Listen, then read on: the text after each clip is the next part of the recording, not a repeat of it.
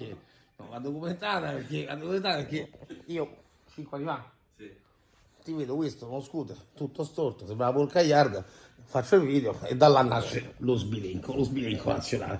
Poi ci si conosce, diventiamo amici, diventa cliente, amici più che altro.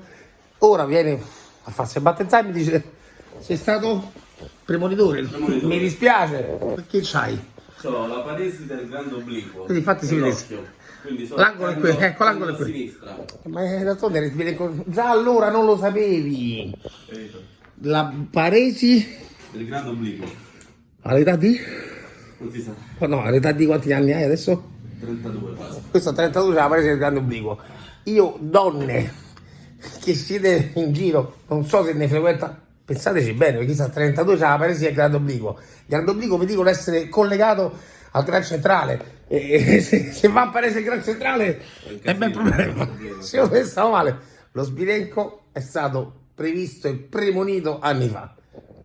L'angolo è questo, e questo è l'angolo sbilenco. Un po' più di 45. Secondo me stavo male, però sbilenco, anche paralizzato, non è reato ed è presente e si è venuto a far battezzare. Viva la vita, tutta la vita, sbilenco, 42 gradi, bene per te.